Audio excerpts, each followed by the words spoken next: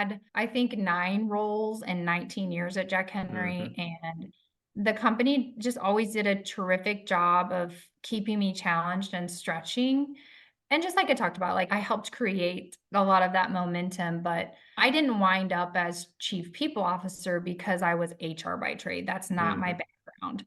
I just love people, and I really saw the company needing just a more mature and robust, like, people and culture structure. And I was really passionate about just making that a reality, making that come to life. So, I'm not a disciplined HR person, but I truly do love the people side. Welcome to the Operate Podcast, where we give you a behind-the-scenes look at company building from the perspective of the builders themselves. This is how we operate. Welcome to the Operate Podcast. I'm Kerry Ransom. Today's episode is sponsored by BankTech Ventures, the first strategic investment fund designed by the community banking industry for community bank innovation and investment. BankTech identifies leading products and technologies for community banks and works with the founders of those companies to maximize their impact for community banks and their businesses. If you're a bank looking to innovate and invest in your future, or a founder who wants to work with community banks, reach out to BankTech Ventures at banktechventures.com. My guest today is Tiffany Haynes. She's currently the COO at Fingercheck, a startup provider of payroll and HR services to small businesses. She also has a really strong history in the banking technology world and space, with a very successful career at Jack Henry. As many of you know, they are one of the leading software and services providers to the entire banking industry. In her time there, she had a number of different roles, which we'll talk more about today. One of them was Chief People Officer, an area I have a ton of interest in. And she also was the GM of a business unit that supported customer experiences for over 100 banks and credit unions. So give you a little bit of background on Tiffany, but let's hear from Tiffany. Tiffany, thanks for joining me today. Hey, thanks for having me, Carrie. This is awesome. Absolutely. So I introduced that you're currently the COO at Fingercheck. That's a big change from a Jack Henry, been there now a couple of years. So after that really successful career at a company of size like Jack Henry, you're now at a startup. So I always like asking folks, how's that transition been? Yeah, I get that question a lot because I think it did take a lot of people by surprise after 19 years at Jack Henry. By nature, I gravitate towards speed. So really the transition from that hefty corporate environment to a late stage startup was, a breath of fresh air for me. I felt kind of untethered in a way. I think it was interesting. It definitely had its learning curve. I would say like the hardest part was I felt like it sometimes at Fingercheck, I was actually underperforming. Like the first 6 to 12 months at Fingercheck, there was just a lot of structure and organization to build and to reshape so we could become more efficient and then scale up. Like structure and organization is foundational work, but it's not full throttle work. In the beginning, that was a tough adjustment for me. But now that I'm further along in the role, like this is where all the magical things are starting to happen. This is the fun part. We did a lot of the hard work and now we get to deliver on the results. It's good. Makes sense. I mean, what I sort of read into that a little bit is that sometimes you have to slow down to speed up. You do. And, I'm kind of oriented and built for speed as well. Yeah. And so I think sometimes that's hard, but yeah, I have the bias for action. And so you do have to kind of rein yourself in and be like, okay, it'll be go time, but it's just not quite time yet. Sure. Well, the other thing I feel like I'd love your perspective on, most bigger companies tend to optimize for predictability and sort of that straight line. I've never found a startup that actually is a straight line. And even though we always put up projections that show these very pretty growth, Yeah, everything, never straight line. Nice straight line. That's right. So I'm curious, a couple years in, what's the biggest surprise that you've had? Yeah, I mean, I would definitely say like up and to the right, like lots of learnings, lots of stumblings. But I think what I was surprised the most about was something I just never expected. And it was a good, like, humbling experience for me. I think you can come into these roles, these startups, especially like from corporate, right? Like you got your MBA, you've worked at these large publicly traded companies and these C-suite roles, and you really think you know how to lead and be transformational. And you do, like those things are true. But I think especially during that first like 12 months, I learned so much about leading just by sitting and listening to Joel, who's the CEO and Mm, co-founder of Fingercheck.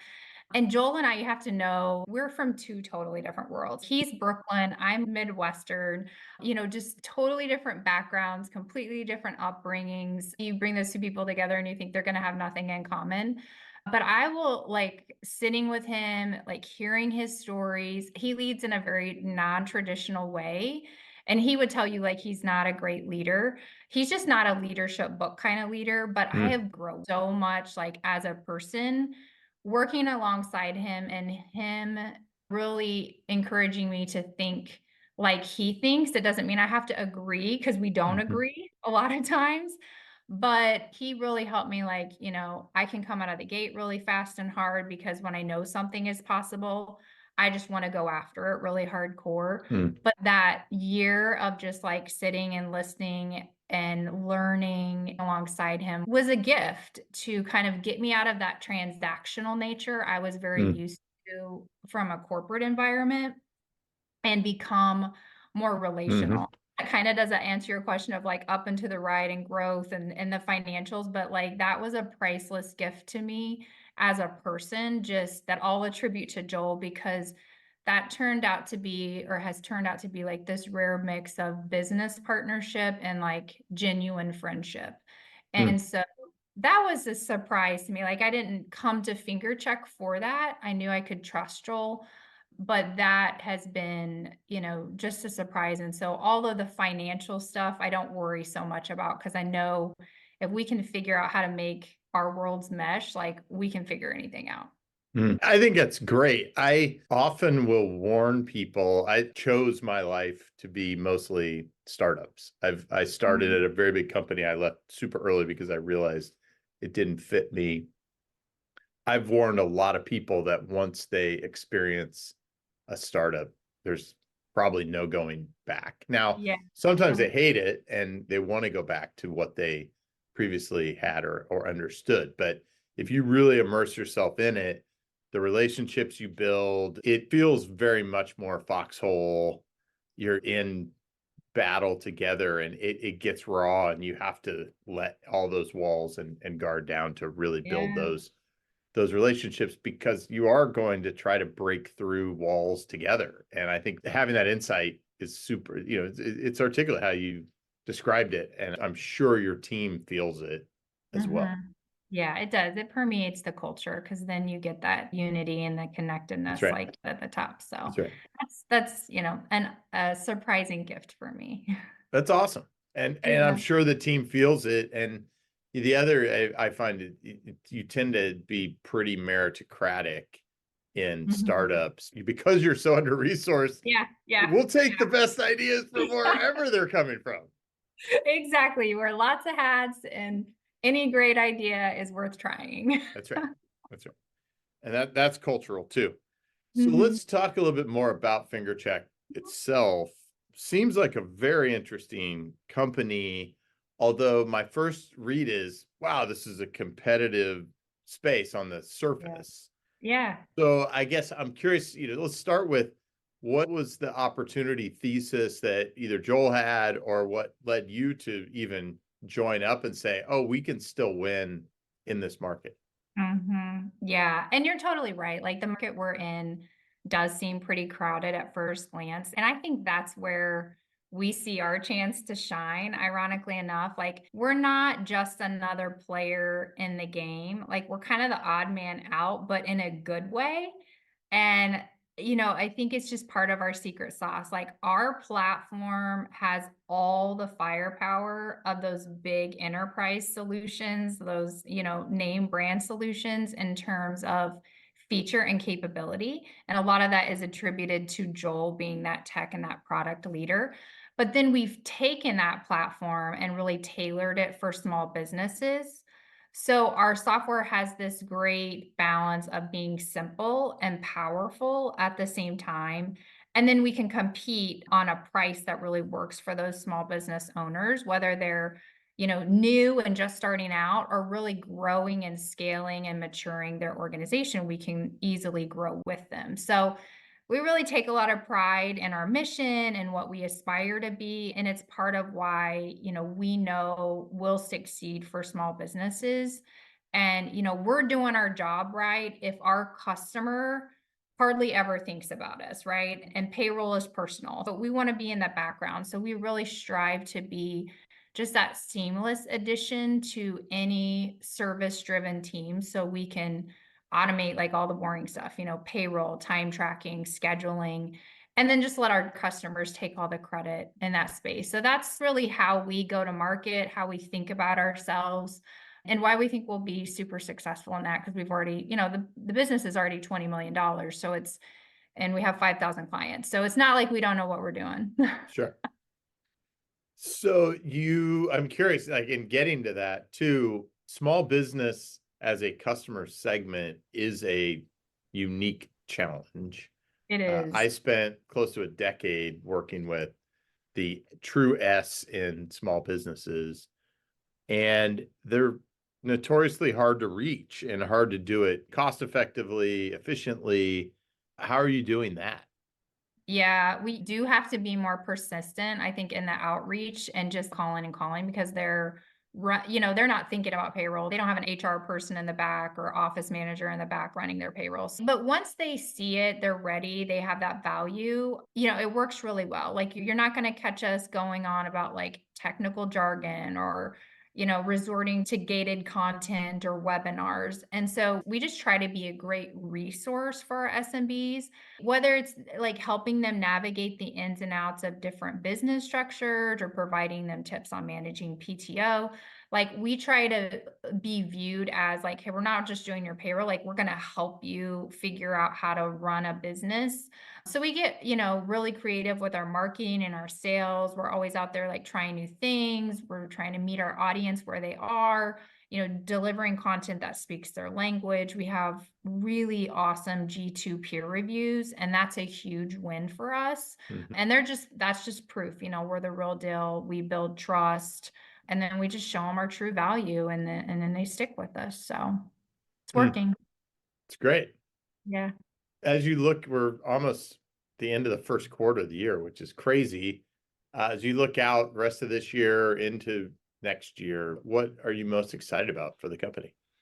Yeah, it's just our growth potential. The senior leadership team at Fingercheck, which I've built out over the last year or so, has really spent time positioning ourselves, like scaling up, really going national from a sales perspective. And we're just like on the cusp of that right now. Like you can taste it. And so this is like the fun part, right? To watch it all come together and to just try something, tweak it, move forward, fall down, get up, try it again, right? And so for me, like personally, it's just so fun to watch the teams come together to rally. I'm just super proud of how far they've all come in such a short period of time. It's just really remarkable. So I'm excited about all those things because like I said, this is the fun part. That's awesome. Well, let's juxtapose this a little bit. As I mentioned earlier, you had a really fun, interesting career at a big company, Jack Henry. Let's start, I guess, with what would you say were your highlights there?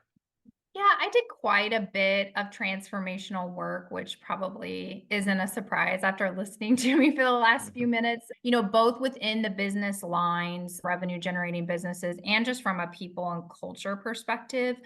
I think I took on a lot of initiatives and work that folks knew we needed, but few were really willing to like take on and grapple with and wrestle with. Doing the hard things has brought me tremendous growth and grit because I learned through that to just stick my landing, be resilient and really get results out of, whatever I was kind of taking on. Mm. That's a set of experiences that I would say in many cases you aren't going to get in a bigger traditional company. So it's almost like you found the ways to build the kinds of experiences and skills that are probably as applicable to the rest of the world as any that you could accumulate. Yeah, I think you had to really, I mean, you had to call things out, right? I remember doing a lot of, hey, this is missing. This is missing. This is a problem, right? So I spent, particularly before I became chief people officer, like I would beat my drum about all the things that we should have or should be more mature in given our size. And, then after a while, it's okay, yeah, we should do that. And then you're like, okay, well, that should be me, because Hmm. I saw it and now let me bring it to delivery. I think that's probably just like wise career advice for everybody. Sometimes we're looking for an open role that's already open or created because there's an identified need.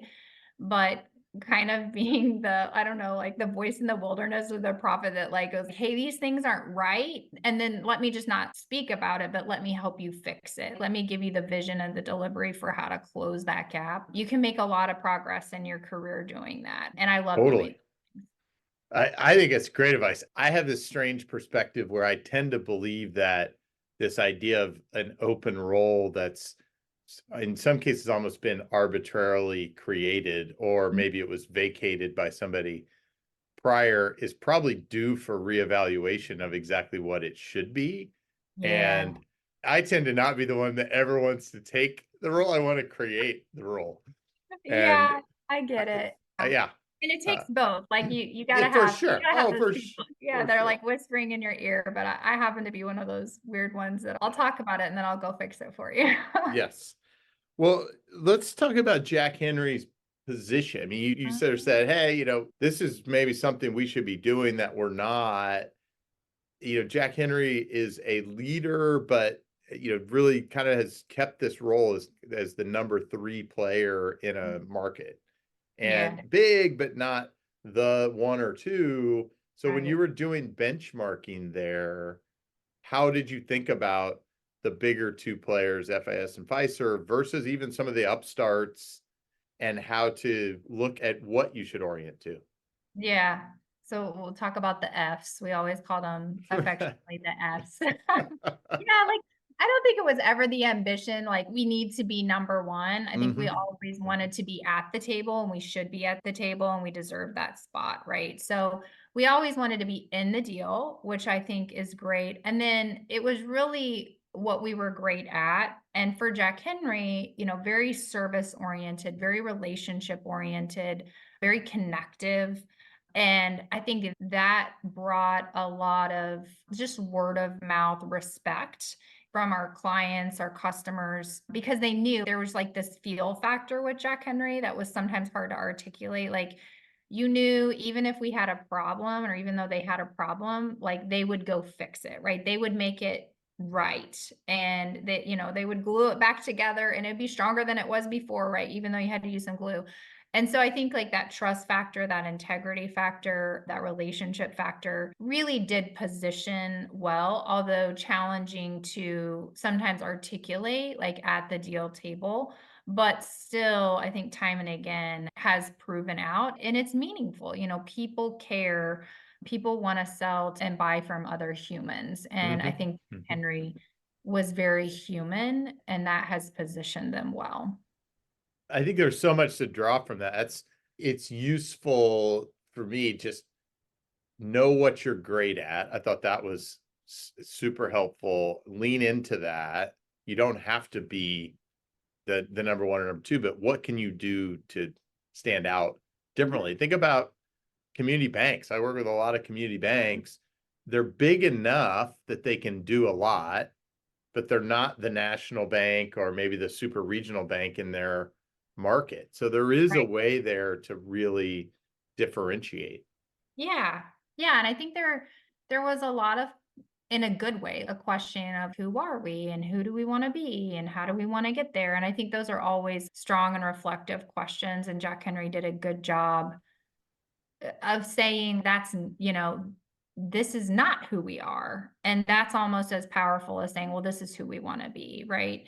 And so that really has positioned them well and continues to position them well in the future. How do you think about that in competing for talent? Obviously, you're chief people officer there.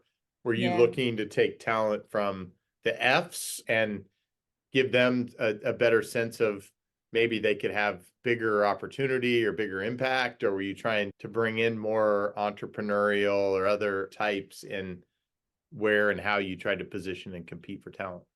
Yeah, I think it was a mix, really depending on the line of business. Like the Bano product came through acquisition, very fintech startup feel, like just had a different fast-paced typical culture that you would think in like an early stage.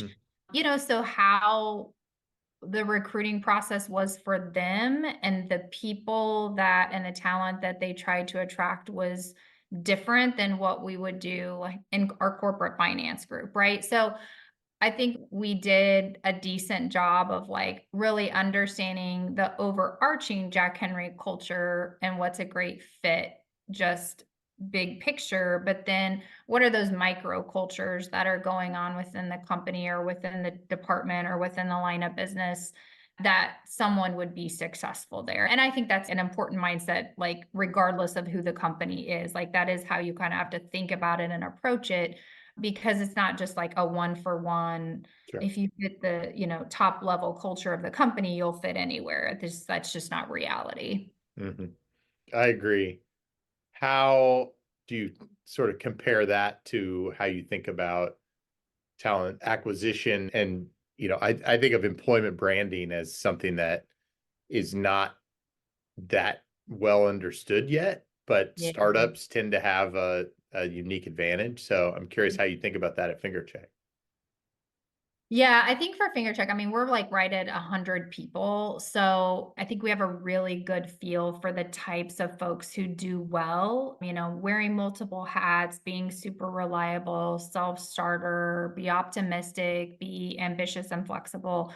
I think it's honestly easier, like at a smaller level, because the whole company kind of operates that way. When you get so big, then you start really creating, these stronger micro cultures that then, begin to send mixed messages. And that's not wrong. It's just more complex.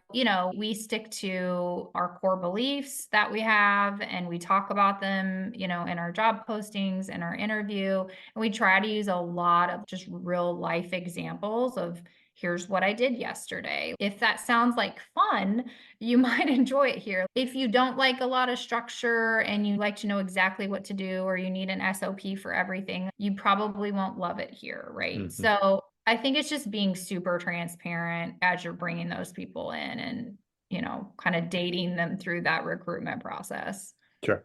That's very helpful. I agree. I'm a big believer in setting very open, transparent expectations, and the more self-aware people can be about it too, that they're Yeah. not just lured in by the pretty website or the PR message or the big venture round or whatever it may be. Yeah. Yeah. 100%. Well, you've been an operator in a number of different roles. I've had that COO role myself a number of times over my career. So I want to tap into some of your strategic thinking here for a bit. Let's start first with just kind of industry. So if you look back, I mean, the time you were at Jack Henry and just the last couple decades, you've had many financial institutions that have just been able to almost solely rely on these core banking vendors. And there's been a lot of technology advancement in more recent years. We're seeing pressure with more services architecture and APIs and just a ton of even best of breed kinds of vendors starting Yeah. to pop up. So just curious, as you think ahead over the next 10 years and a bank who says, you know what, I'd get everything that Jack Henry can offer me, or anybody for that matter, FIS, Fiserv, et cetera, how do you think that bank looks 10 years from now? Mm. Yeah, that's a toughie. Like, I'll give you my analogy of how it feels right now. Hmm. And it's like going to a middle school dance or something where like everyone is stepping and stumbling all over one another. They're all going through puberty. Like, we don't know if we love each other or we smell weird or whatever. Like, who the heck is supposed to take the lead? Is it the regulator? Is it the vendor? Is it the bank? Is it the fintech? And so I always get this like in my mind's eye, like this comical picture of, this charade going on. But what I feel like when I think about the future and where we're headed, I'm like, if we can all just take a deep breath and like recognize how much we need each other. Okay. Mhm. Like, we need regulation. We do. We need vendors. We need the banks. We need the fintechs. Like, we all have to learn to play together, and everybody's still like figuring out what's my lane. Oh, you're in my lane and we're crossing over. And so it's just like this awkward dance.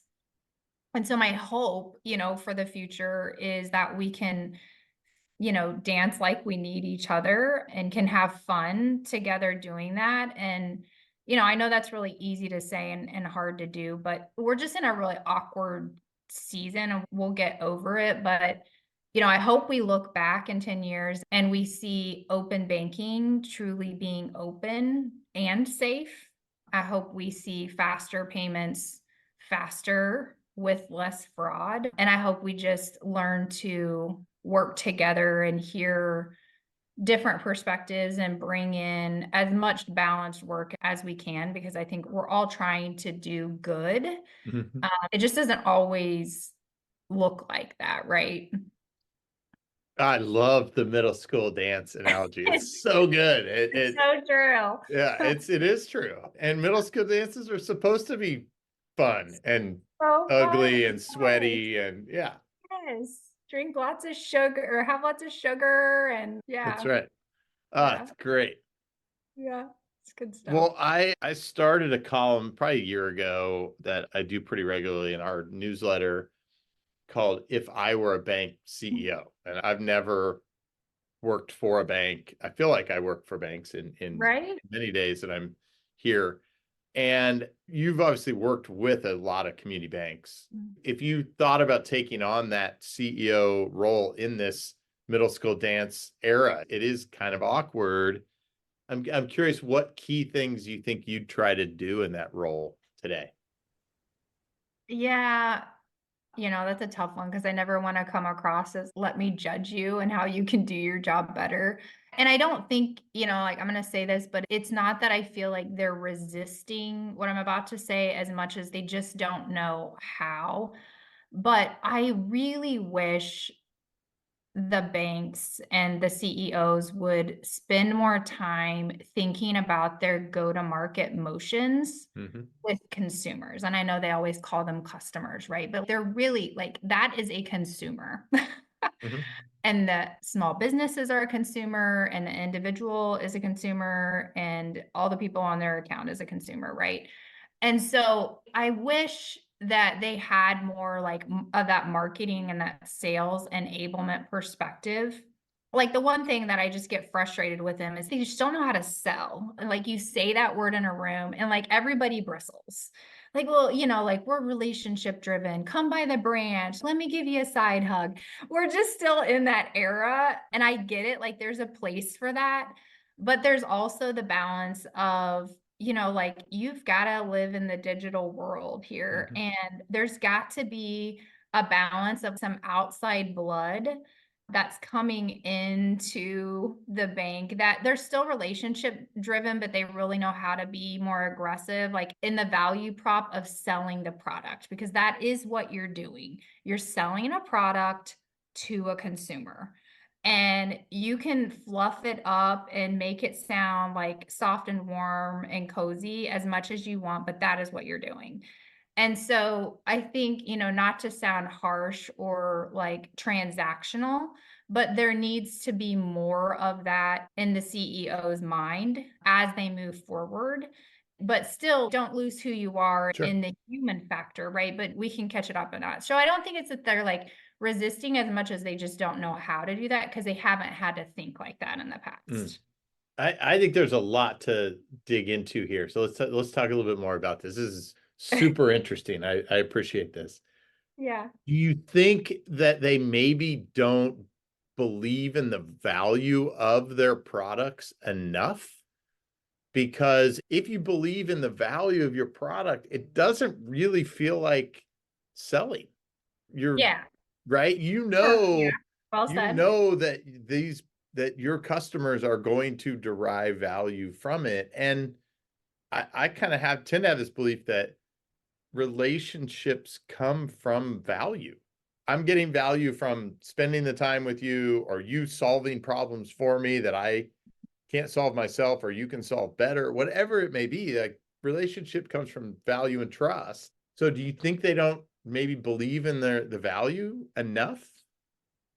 I think that's a part of it. I almost would take one step back in that they just don't have a lot of clarity on what their consumers want. And sometimes their consumers don't even know what they want, right? Sure, totally. And, I don't think they always know their consumer well, and they don't take a holistic view of their life.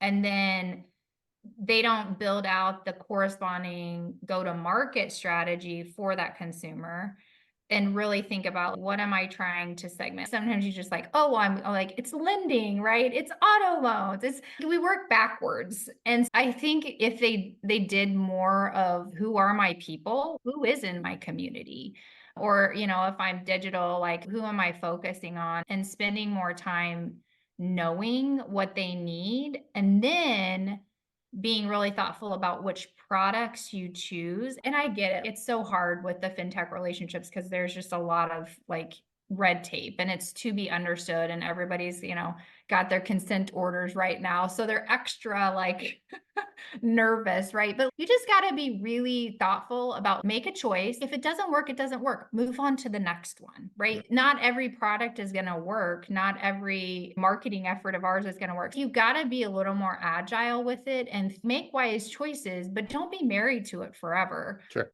So I don't know if that really added anything, but there's a lot we could do better in that space. Yeah, agile is a great way to think about it. I think the business has largely been the same business for a long time. And in many respects, the business itself may not have to change at the core, but how you deliver it, who you Mhm. deliver it to, all of those things around it are probably changing more than they ever have in the entire history of it, Yeah. because it was a physically present driven business for a long time. And Mhm. as you said earlier, it's increasingly become digital because that is Mhm. what is possible, because the units of value, money, is become digital. And therefore, Right. we don't need to be together to make decisions on what to do with it.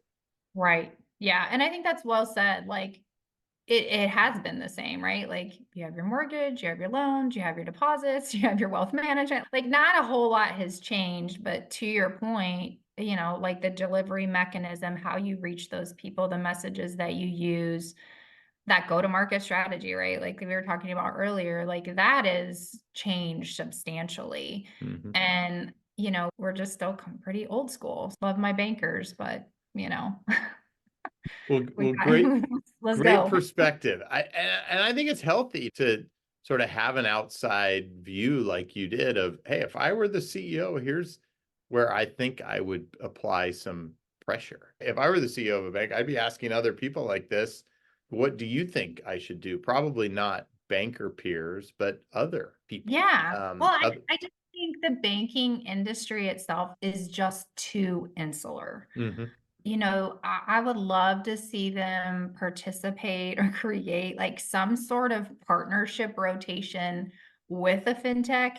And like instead of rotating into a different department at the bank, when you're coming CEO, go work at a fintech for 3 months or Mm. whatever the time period. Go solve those problems or watch, sit beside somebody and watch them solve their problems every day. And like you said earlier, like once you kind of get a taste of it, like you recognize how incredibly slow the banking industry is and how if they don't figure this out, like they're just going to get swallowed up. Mm. I think we just got to keep challenging them to get outside. Yeah. Mhm. Well, and one of the most impact, I thought it was well articulated in a book. There was a book came out years ago called Inside Out, and Mhm. it really helped me understand. I think a lot of folks think inside their organization out to the world, and as opposed to outside in. Actually, the book I think was called Outside In because it was challenging the idea and saying you need to think from your community in, right? I mean, how many bank CEOs have secret shopped their bank and said, "Oh, what would it be like if I didn't know my bank and we're trying to open a new account here or Yes. deal with an issue?" And Mhm. how much of that outside in, how does the community perceive us? Mhm. What do others think we're great at? Seems Mhm. like another potential opportunity. Oh, yeah. It's funny. I won't name who it was, and they're not a Jack Henry Bank anymore. But I'll never forget I banked it. I always bank community, bank and credit union.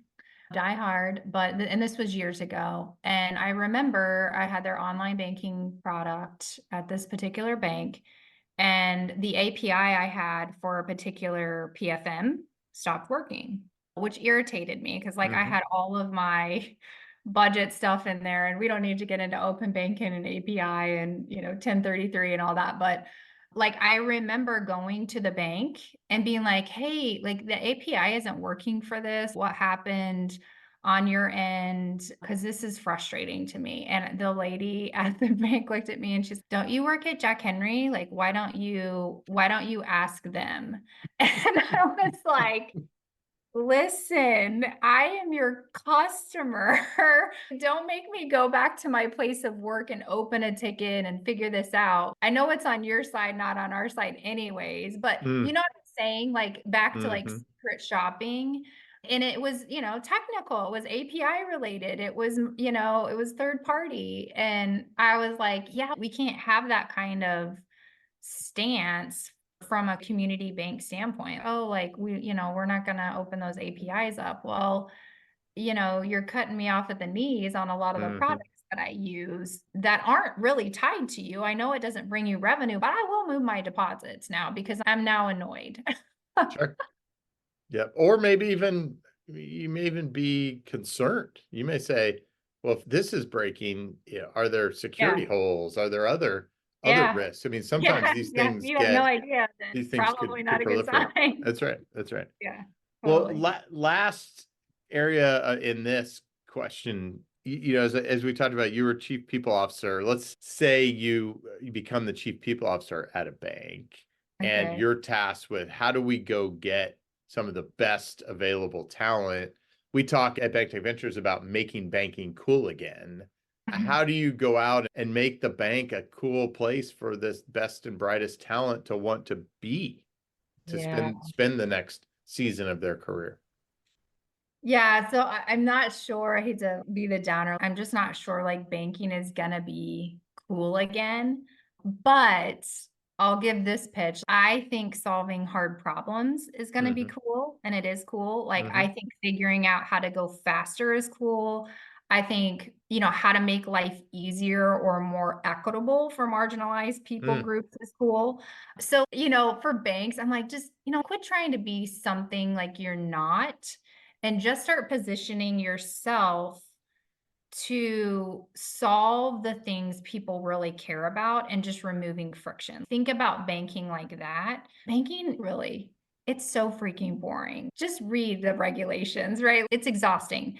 But when you start thinking about what banking can help solve and articulating that in a clear way without all the banking jargon and words in there, that's cool, right? That's meaningful work. And, if I was a CPO and I have officially retired, I would prefer not ever to go back to that position. And I was at a bank, that would at least be my consulting and my advice is stop titling it these weird, fraud and risk. What does that mean? Explain what the meaningful work that you're doing, in a way that people, when they read it from the outside, who maybe are smart people, but don't specifically know banking, they're like, "Ooh, I get to help solve that problem." Like, I could get into that. Like, that's exciting. Great advice. Well, let's turn to you a little bit more, Tiffany. I appreciate you indulging me on all these Yeah. strategic. I mean, I guess for first question there, how did you end up in the banking tech industry? Yep.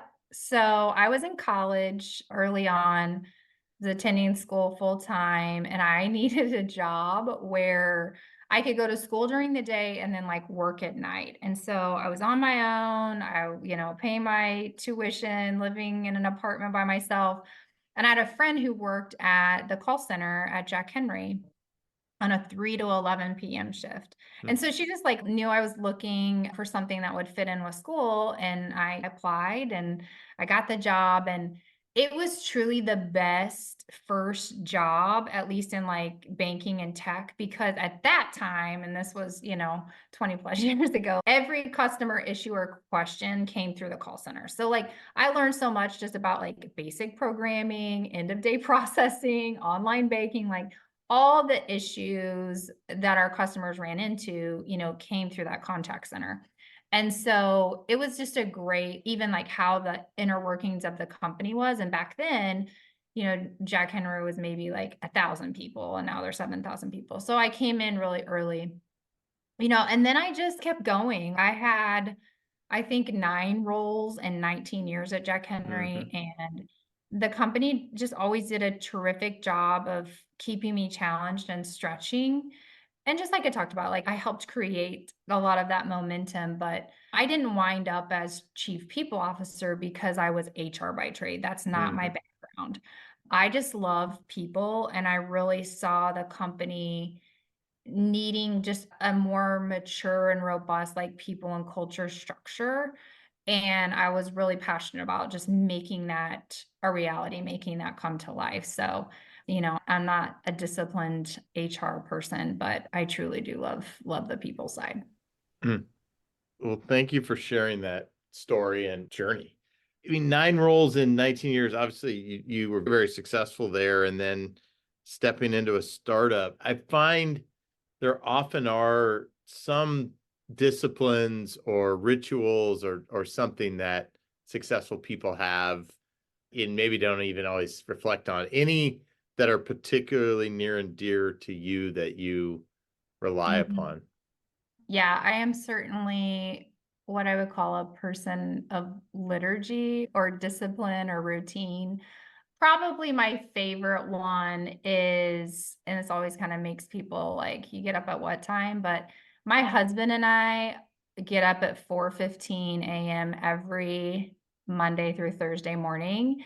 And we have a room in the house. We make our espresso. We sit down and we just, we have a cup of coffee together. So, just for a little background, we have 5 children. We have 4 boys, biological, and then a daughter that we actually adopted just last week after fostering her for, Congratulations. yeah, for 22 months. So the day after I left Jack Henry, we got Lucy. But like the short morning time is just kind of our chance to talk and kind of plan the day, half-heartedly as best as we can. And then like I talked about, like I'm super fast paced, I'm intense, like I get all that, but I'm also very introverted. So like I just spend a lot of time reading.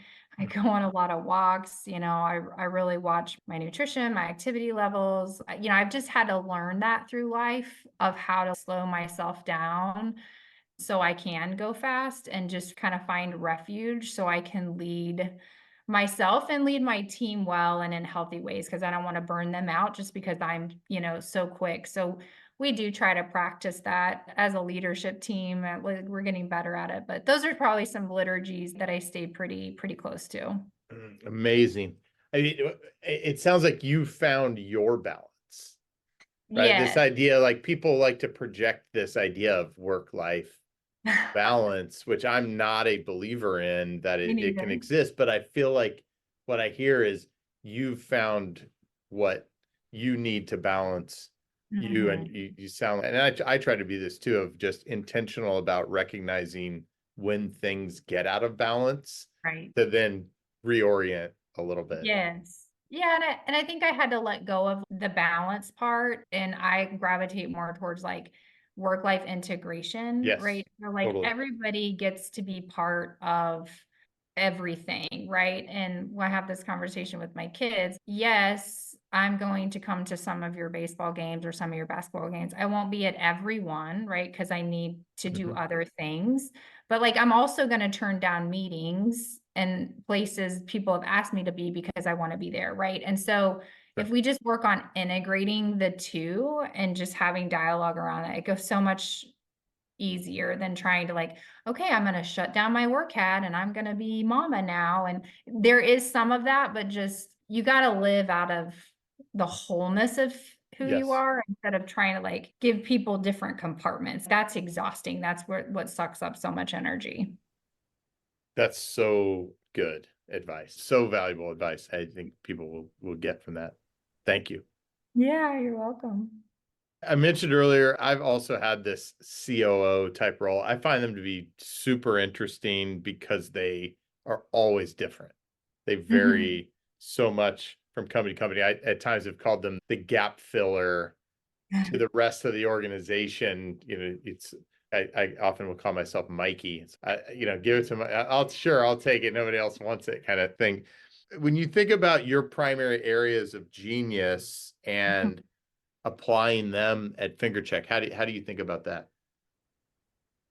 Yeah, I definitely have a knack for, bringing order to chaos. Mm, And so like, we kind of talked about at the beginning, I spent a lot of time like investing in the structure and the organization so mhm, that people could, be efficient and be effective and do their jobs really well. Yeah, I love figuring out the hard stuff.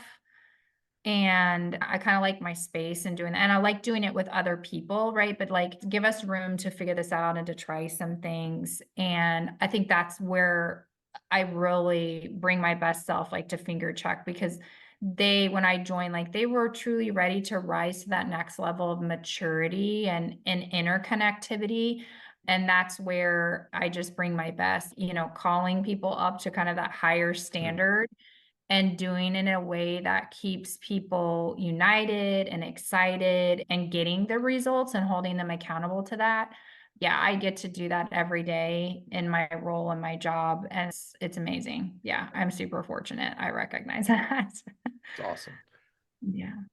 For those in similar roles, I'll ask the question maybe they often ask themselves or are asked, how do you measure success as a COO? Oh, yeah. Naturally, because I'm a business person, I want to measure it via like in my role, like I do handle sales and marketing. So Mhm, they fall like revenue all falls under my umbrella. So I naturally want to measure it via revenue and valuation, like how mhm, much did it sure. right. But I do, I have these daily wrestlings with myself about, whether or not we're driving that top line aggressively enough and is the valuation number where it should be or I want it to be. And so it's really hard for me not to value my work by the numbers and particularly in this, in this industry and in this space. But I do try to counterbalance that and remember that people love to come to work at Fingercheck.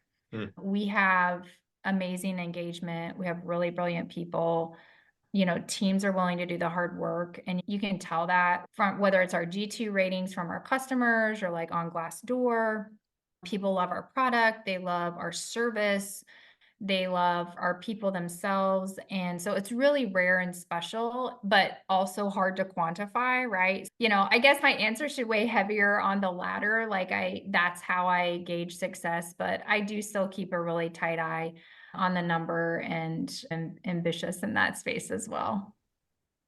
thank you for that perspective. I think that's a question that anyone in that role can definitely wrestle with at Yeah. times.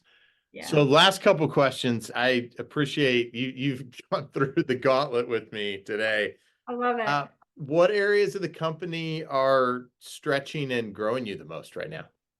Yeah, for sure right now, 6 months ago, I would have given you a different answer, but right now, like sales and marketing, Mm, those are my biggest stretchers right now because we're really refining those motions as we go national. And it's just where I spend a lot of my time, like studying the numbers and figuring things out and what, like what's causing this to get here and, how can we move through the funnel faster?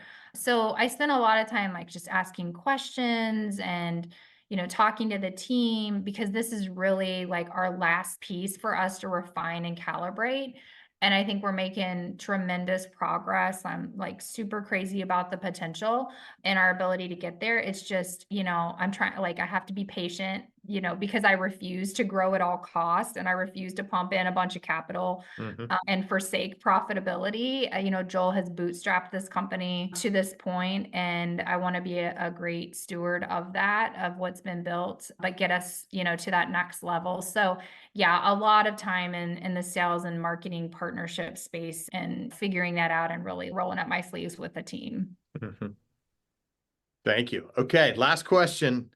Yeah. If you were to give advice to, yourself much earlier in your career, now with what you've done and experienced, or any early career professional, super ambitious, driven like you are, what early advice would you give them today?